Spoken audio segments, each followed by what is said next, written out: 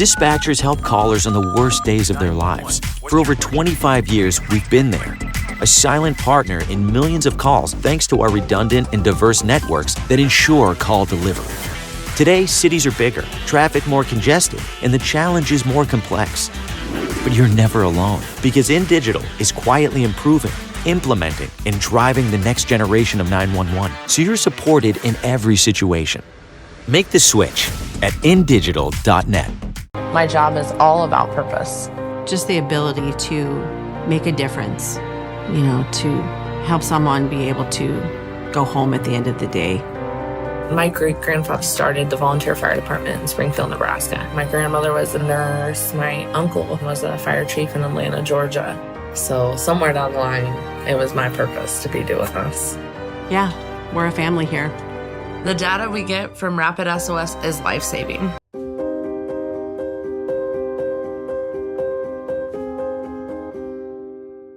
Have you ever met a 911 professional and asked, what's the worst call you've ever taken? Well, here's your answer. I heard your last breath the night you flipped your four-wheeler. I tried to call you the day you committed suicide by driving your car into a tree. Blue face, cold to the touch.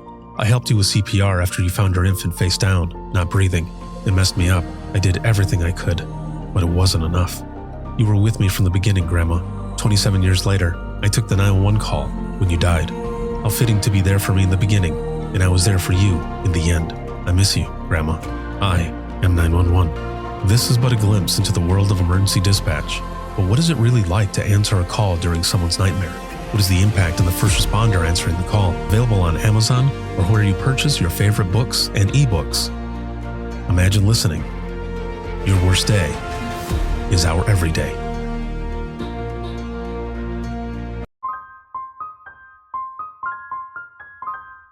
This is Jordan, and you're listening to the Code 7 Podcast Network.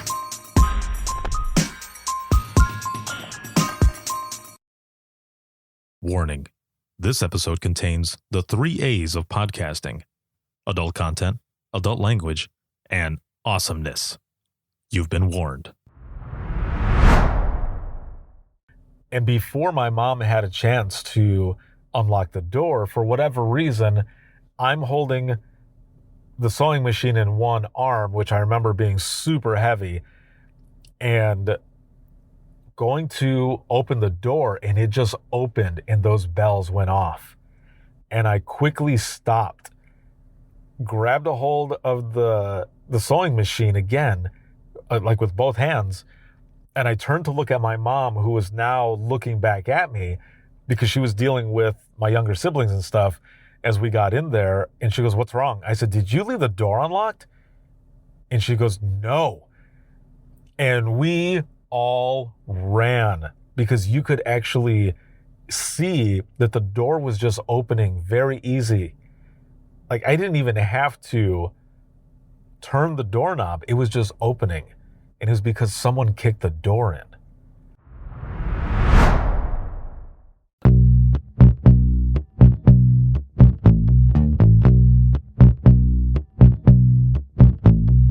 Welcome to Within the Trenches, true stories from the 911 dispatchers who live them.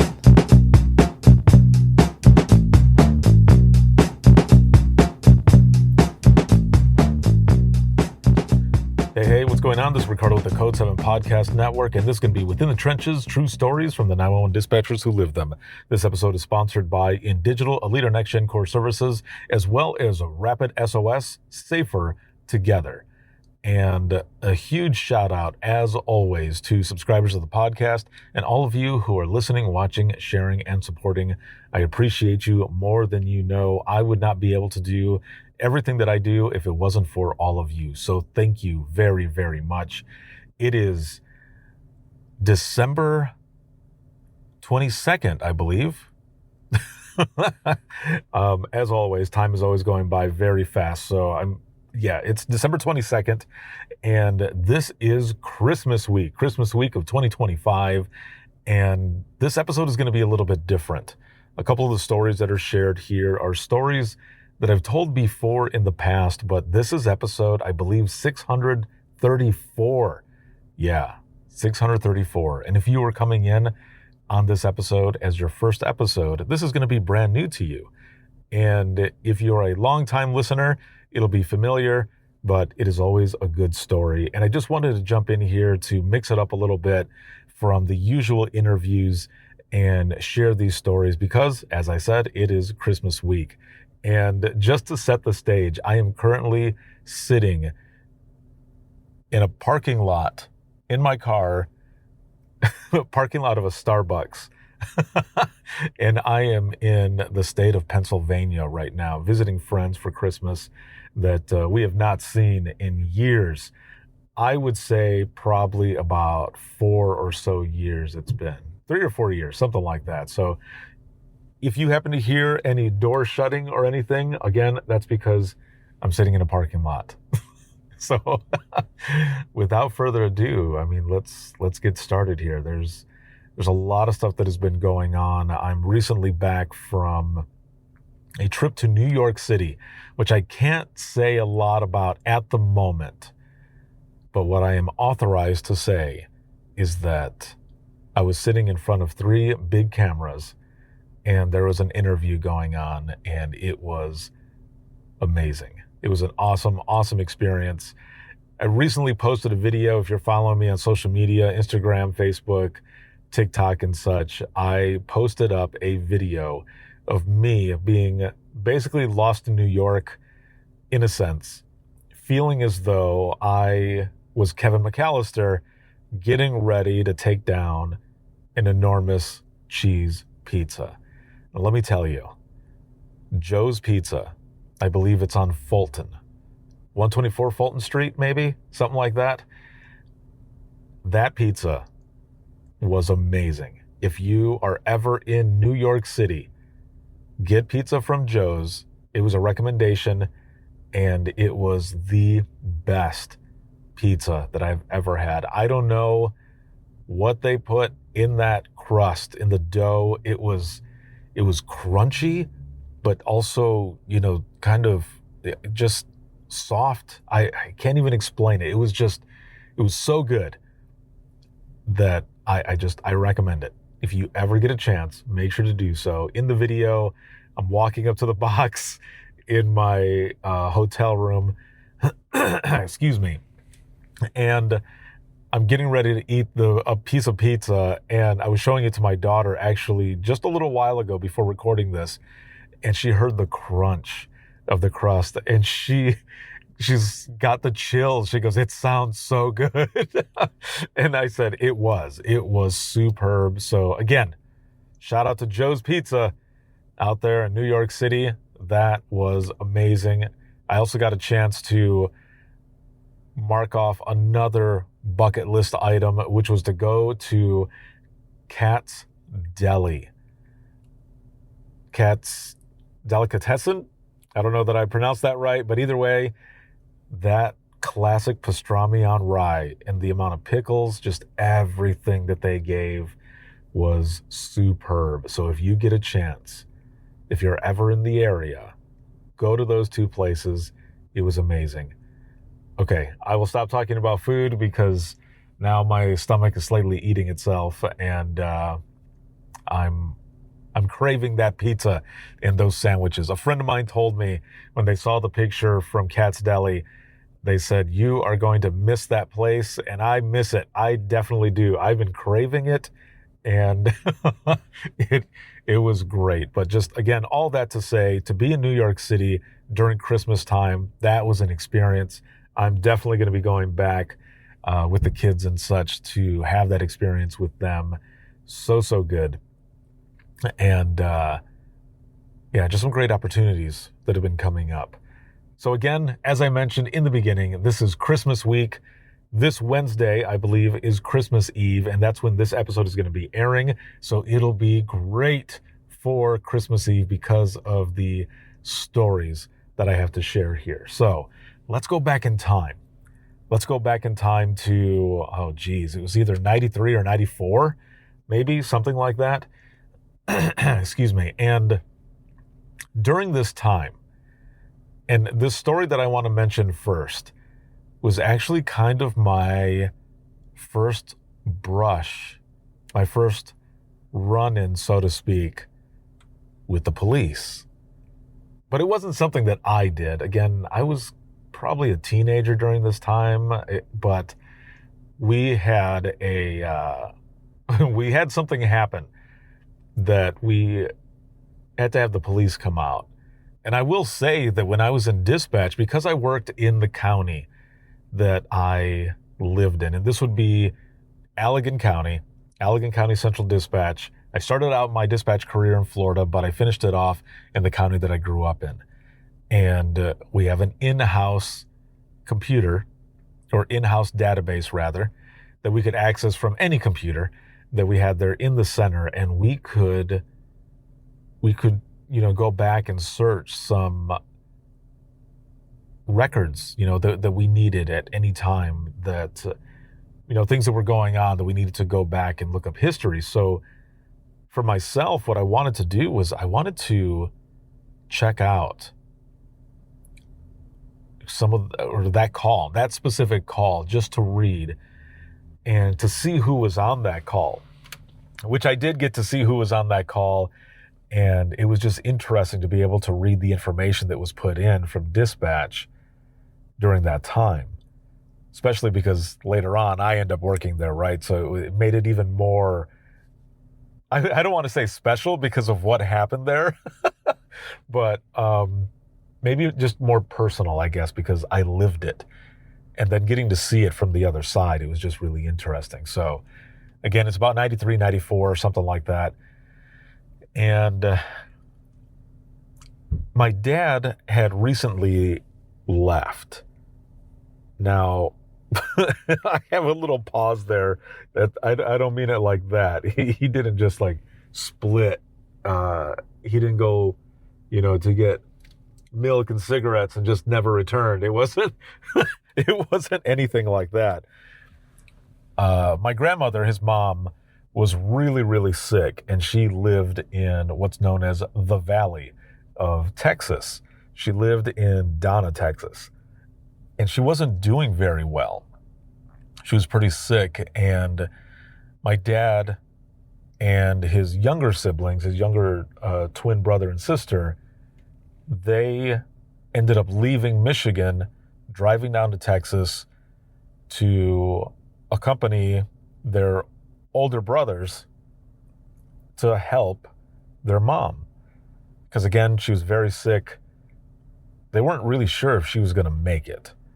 So they end up going down there to spend the time that they wanted to with her, just in case she didn't make it. So it's just my grandmother, my mom's mom, living with us. My mom and my younger siblings and I there. And we knew our dad was going to miss Christmas and New Year's and all of that. And for good reason, right? Because family, this is just what you do. You got to do what you got to do. So during this time that we're preparing for Christmas, my mom and my Aunt Mary, they were always doing stuff together for the holidays or birthdays or whichever. It was always at either my Aunt Mary's house or my Uncle Steve's house. And they lived right next door to each other. Both of them with a lot of acreage, like bigger houses. And so we were always getting together there. Now, even though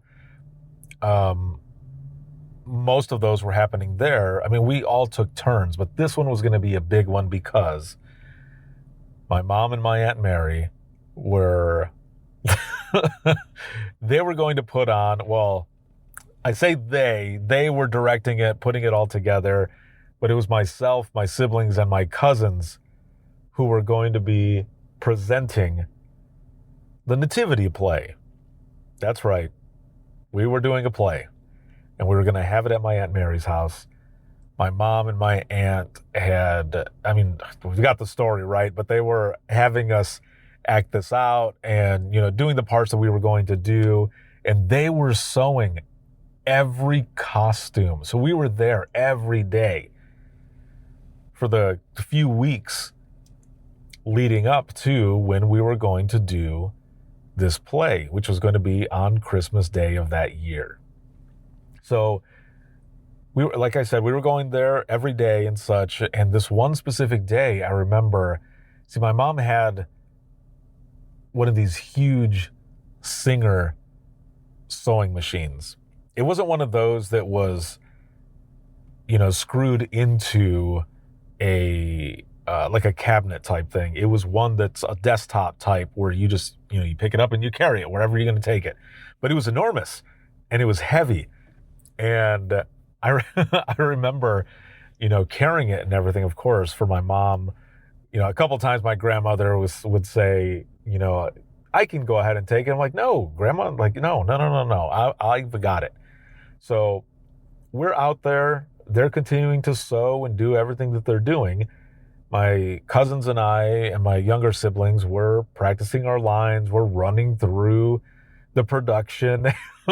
and my other cousins had come over because we were also at the end, we were going to sing Christmas carols, all of us kids.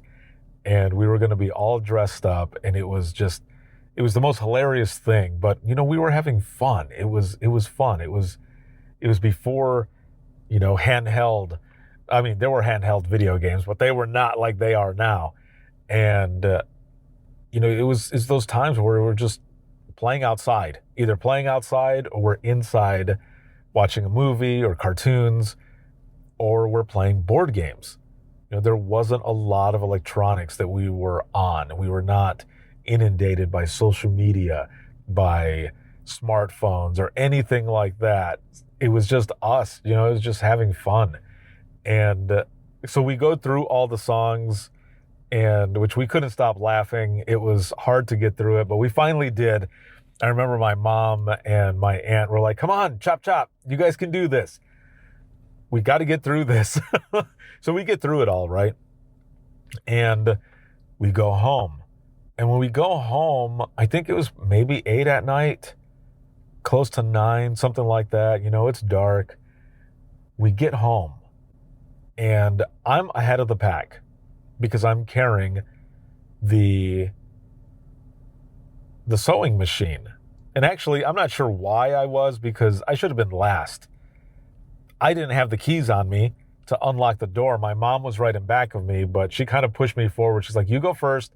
I've got the keys. I'll open the door and I'll get you in. So when you get to my house, we've got this gravel driveway that has this, it's like a hill going down. It's not a big one, but it goes down into the main driveway. And I remember back in the day when family would visit and it was snowing, or it had snowed and maybe iced over a little bit, it would take forever for someone to be able to get out because their tires would just be spinning and spinning and spinning.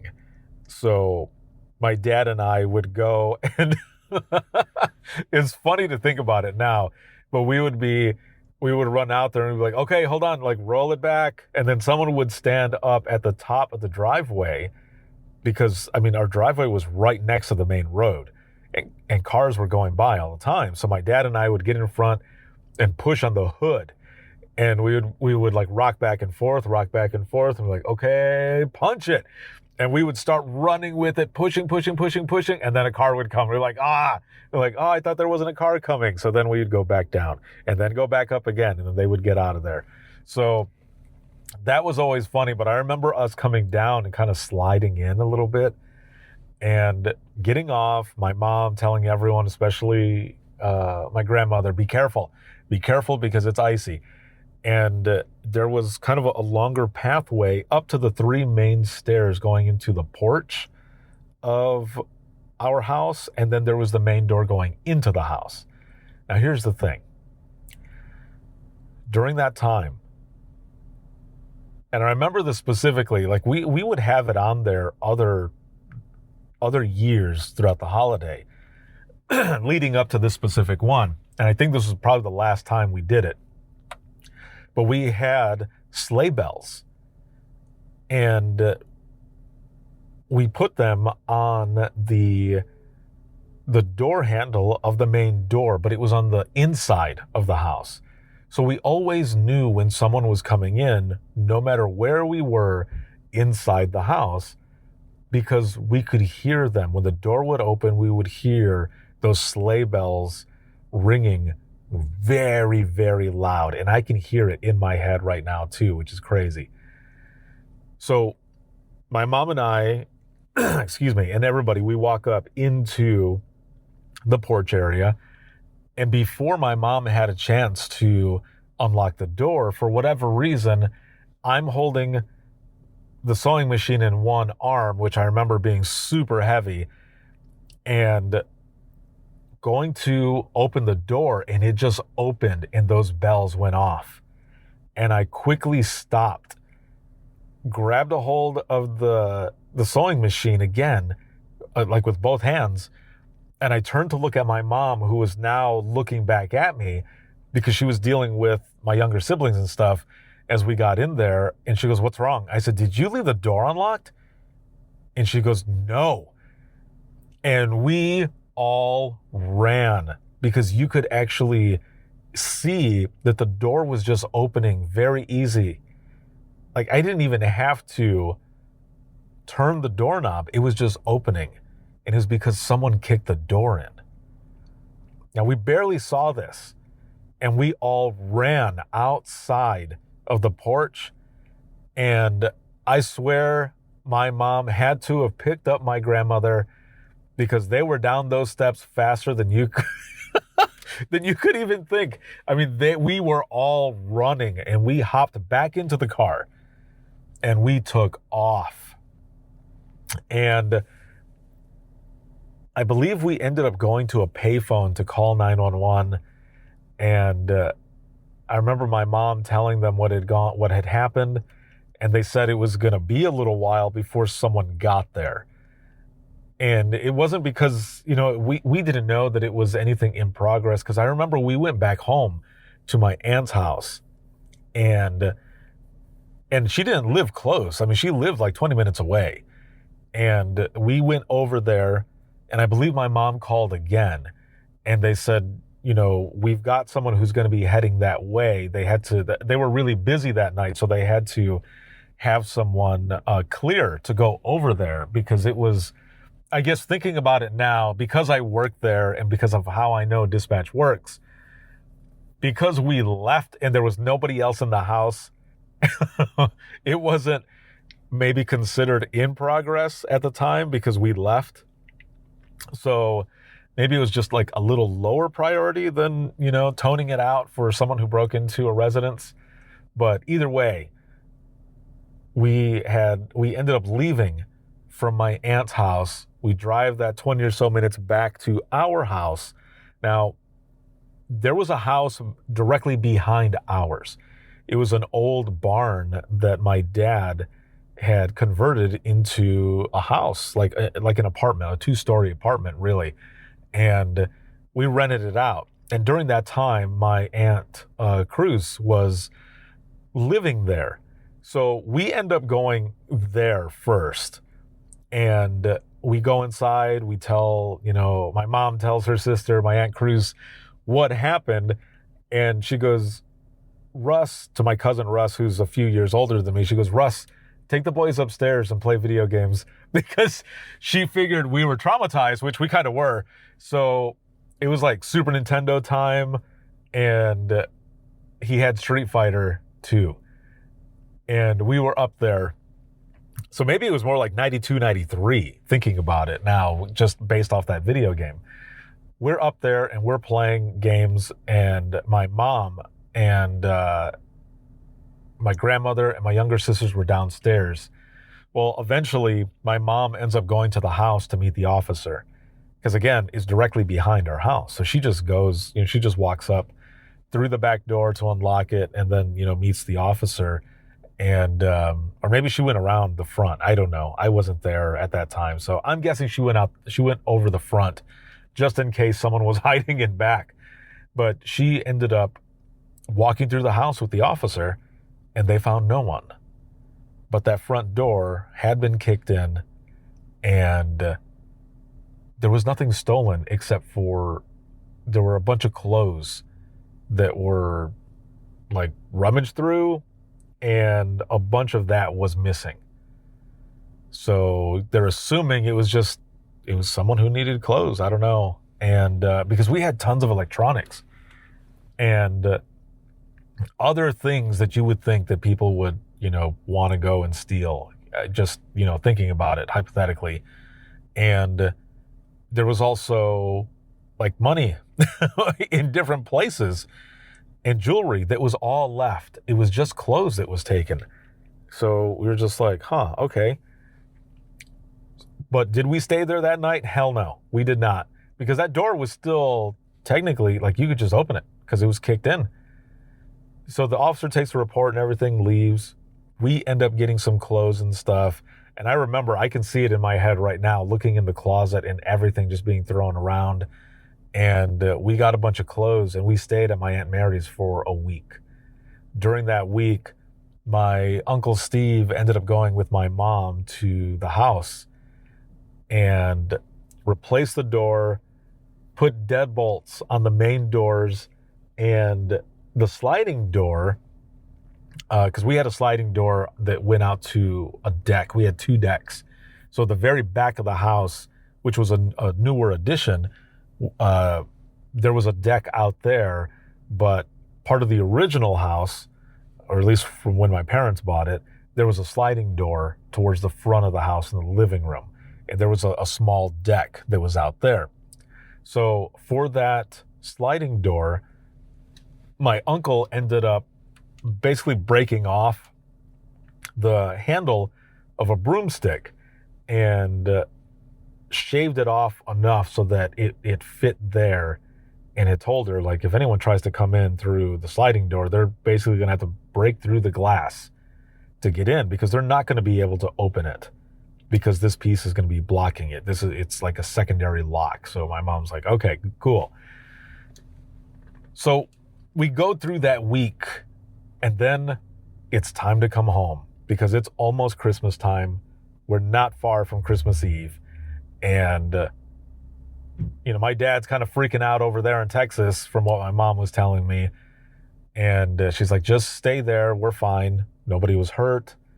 Nothing of real significance was taken. Like, we're good. Don't worry. Just stay. And he finally was like, okay, I'll go ahead and stay. Well, the first night that we're back at that house, we decide that we're going to all sleep in my grandmother's room. Because everyone was scared. In my grandmother's room, when you walked out of her room, it was the main living room, and diagonal from her room was that sliding door that I was just talking about. So we're all in there. Hard to go to sleep because we're scared that something's going to happen. Eventually, everyone falls asleep. In the middle of the night, I'm awakened. I'm awakened by my mom's voice and a man's voice that I have never heard before. And I thought, okay, what is going on here? Am I going to catch mommy kissing Santa Claus? No, that's not what I was thinking at all. I was freaked out. I was like, what the heck is going on? I don't know who that is. So I remember cracking my grandmother's door open from her room just to peek out there. And my mom is freaked out. I could tell she had just been crying. And there's a deputy standing next to her, consoling her and saying, everything is okay. Everything is okay. And I just stood there for a moment. And then I went back and I sat down for a little bit, waiting until the deputy left. When he finally left, I go out into the living room and I hug my mom and I said, Mom, what's wrong? What happened? What happened? And she says, Richie, someone tried to break into the house just a little while ago. And I said, what? So what she told me was she was awakened by a noise on the deck. that's right across from us where that sliding door is. And she walked out there, and she said that she could hear someone walking up the steps and kind of pacing on the deck, and that she could see a silhouette of a person. And she turns the lights on, and she starts yelling out towards the person, "You need to leave. I've called the cops. You need to leave." And she said that the person grabbed a hold of the handle of the sliding door and was trying to rip it open. And she goes, "It's a good thing that your uncle put that broomstick there, because that person was pulling on it really hard. I don't know. Maybe they would have been able to yank it open. But because that thing was there, they couldn't." So she's standing there this whole time, and she yells out to the person that she has a weapon, which is a good thing the person didn't call their bluff, because if I remember correctly, she didn't actually have anything. But she said that she was ready to go and get something. And so the person is yanking, and she's telling them, please, yelling at them, "Please go away. Please go away. I've called the cops." And eventually they do leave. And a little bit later, that officer that was there, that was inside, ends up showing up, and they take a report and everything. And that was the last time anything like that happened. How crazy is that? And again, this is Christmas time. This is close to Christmas Eve when this happens. And I've talked to my mom about it recently, just to, I don't know, get a little more information from her. Because, like, can you imagine going through that, having your kids there, your mom there, and your spouse is gone, and you're the one there left to defend the home. Now, we did have a rifle in the house, but where it was at the time, I don't think she had time to get it. But either way, that happened. And it's one of those moments that I won't forget, especially because of some of the stuff that happened a few days later. Because, that was scary, right? The whole, everything, like I said, that was my first interaction with deputies. And what's funny is that deputy who was out there, years later, I would work with that deputy. Now, I never brought up what happened at my house, but we kind of had, I don't know, it seemed like an unspoken thing, like we knew. But the deputy who worked it, he ended up later on working that same area in the town that I grew up in. He continued, like when I was working in dispatch. So it was kind of cool to have that connection as well. And just to know that, that dude was there to help us, to save us, basically, from what was going on. So, sir, if you ever listen to this, you know who you are. Thank you so much for your service and for helping us out. So a few days later, it's Christmas Eve. And there's video of this. And actually, I might put this in for the video piece, and so that you can hear it here. So here it is.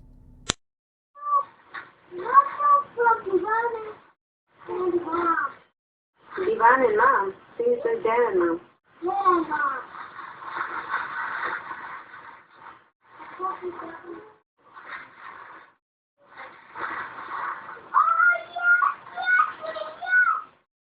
Oh, you're supposed to do that one right now. Oh, brother. Yeah. Well, you better hold on to it. You weren't supposed to get that yet till tomorrow. Well, you better let Richie hold on to that.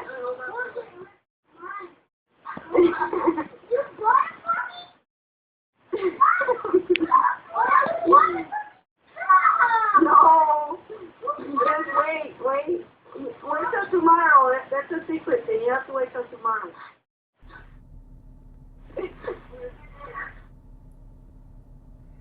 So there you have it. That happened on Christmas Eve. My mom, you can just imagine with everything that was going on during that time, my dad being gone, this person who had broke into our house, us going back, a person, maybe the same person, maybe a different person, I don't know, trying to get into the house again with all of us there, that my mom had to have been frazzled doing all of this together. And Mom, I love you. If you listen to this episode, I love you so much. And I thank you for making everything as awesome as possible for us during that time. But yeah, the present from Santa that got put out got put out early, and the look on my brother's face, he's like, "You got it for me?" And she's like, "Oh no, you weren't supposed to get that until tomorrow." And I'm looking into the camera with the biggest smile in my face, and I think I even shake my head. But what the present was, if you missed it, it was a standalone Sega Genesis controller, because the Sega Genesis had come out with Sonic the Hedgehog, and that was the main present. It was the Sega Genesis bundle with Sonic the Hedgehog, and I don't remember if it was part 1 or part 2, but that was the main Christmas present, and it came with the controller already. And because, there's 4 of us, that little present was the controller that went in it for second player. And it got out there early. So that's one of the funniest things. We still joke and laugh about that. And I'll always have it because my mom recorded it and we have it on video and on a file. And it's one of the coolest moments. So I love that. I love you, Mom. As I said, I wanted to throw that in there because there are, even though there were scary moments, within these stories in the beginning, or the story in the beginning, I wanted to add these last 2 because these are some feel-good moments, funny moments, and you're going to get to hear this one next as well. So I'm just going to go ahead and play it right now and then talk through it. So here it is.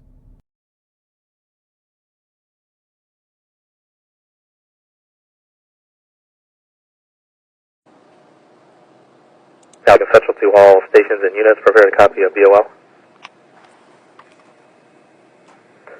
Central, continuing on the BOL, we're getting multiple reports of a suspicious vehicle that appears to be flying and led by a bright red light. First reports advised that it was eastbound over Lake Michigan, but just now we got a call that it went over the 34-mile marker towards Finnville and Allegan. Caller advised that it swooped down low enough to get a description of a jolly white-haired man in a red suit flying a sleigh full of toys with 8 tiny reindeer. Caller says that the man yelled "Merry Christmas" and waved before flying off. The caller did catch the plate on the sleigh that read Santa 1. Make sure to keep an eye out. It looks like Santa has come to town. Such is clear at 2000 hours. So there you have it. That was probably one of the coolest things that I got to do when I worked in dispatch for that year. And I don't remember for sure if dispatch had done the Santa BOL in a while, but I wanted to do it so badly. And I remember the other supervisor that was there, she goes, "Go ahead and do it. Like, write something up really quick and do it." Because I think she had said as well, like, "I don't know the last time that we've done it, so please go ahead and do it if you want to." I said, "Hell yes." So we were clearing up some stuff. I wrote something up really quick, and then you just heard the audio for it. And then after that, so first off, as soon as I was done, some of the officers played into it as well. And I don't remember if, I don't believe that audio, I think when we pulled the audio, it cut off right there. But there were a couple officers just after that kind of played along a little bit as well, which was really cool. But I felt so good.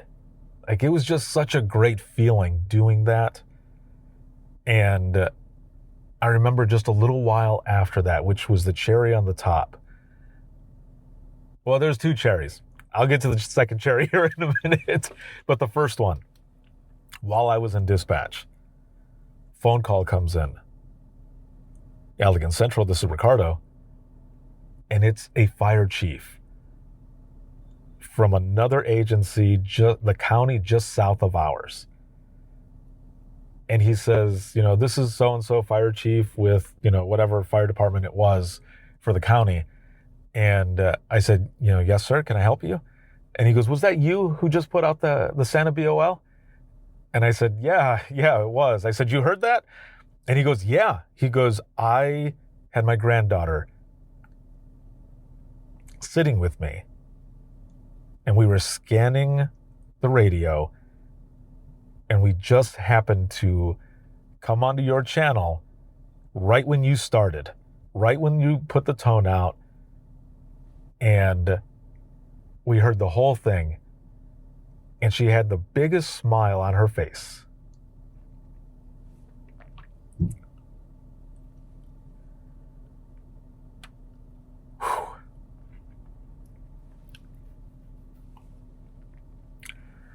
Man, getting emotional. Like back then. Because we don't always get a thank you for the stuff that we do. So this was extra special. We said thank you. He goes, she had the biggest smile on her face. She said goodnight, and she ran because she knew that Santa was close. And she ran to go jump into bed to go to sleep. And he just said, I just wanted to call you to tell you that. And to say thank you for what you do. And Merry Christmas. I said Merry Christmas back, and that it was fun and an honor to do it. And I hung up. And it was such a good feeling. It was such a good moment. Well, later on that morning, after the shift, when I got home, when I would get home, if I worked Christmas Eve going into Christmas Day, I would stay awake and open Christmas presents, have Christmas breakfast and everything with the family. And my son Logan, who I don't know, maybe was 5 or 6 at the time, I said, I need you to listen to this because I got the audio, and I played it for him. And he goes, what? Someone saw him and they called it into you? And I said, yeah, and I got to put it out over the radio. And he was so happy. And that was the second cherry on top. Those are the moments just some of the moments that I cherish from my time in dispatch. And I hope that you enjoyed this Christmas episode and these stories. I hope that you have an amazing holiday. If you're working, thank you so much for what you do. I, as well as others who come from the headset and public safety, know exactly what it's like when you're there. So thank you for what you do.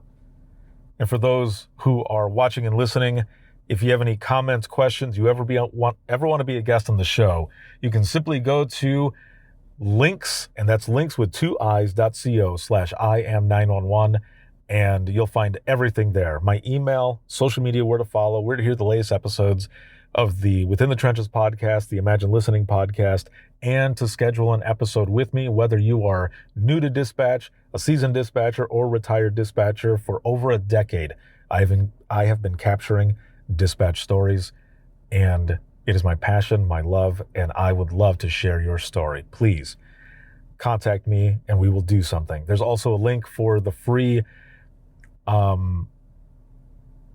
community, the Trenches, where I have over 200 hours worth of continuing education, as well as the exclusive spot for the Public Safety Showcase, which is coming back next month in January, and then every other month after that for 2026. So make sure to join. It's free and everything is on there. I do Monday morning coffee chats, Wednesday check-ins, and it is a lot of fun. So make sure to check us out there. A big shout out once again to subscribers of the podcast, all of you who are watching, listening, supporting, and sharing.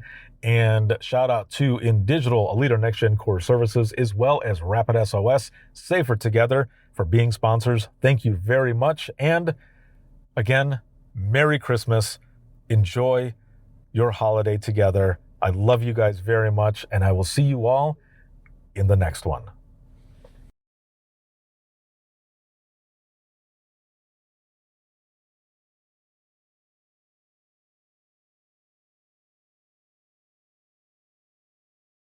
Imagine listening to someone's worst day every single day.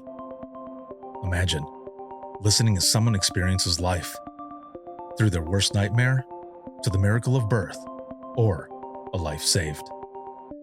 I'm Ricardo Martinez, a former 911 dispatcher, and for years, I've been recording the voices of a hidden world, ours. I've provided a space for 911 dispatchers to share their powerful stories. It started as a peer support session and continues.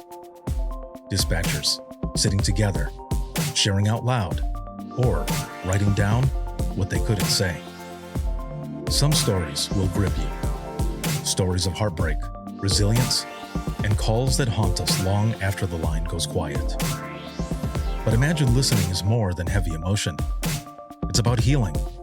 It's about laughing through the chaos, lifting each other up, and reminding the world that dispatchers are human too. The lighthearted will balance the heavy. Experience the power of storytelling, a podcast for the thin gold line and those who want to understand it. This is Imagine Listening. Your worst day is our everyday. Subscribe now wherever you listen to your favorite podcasts.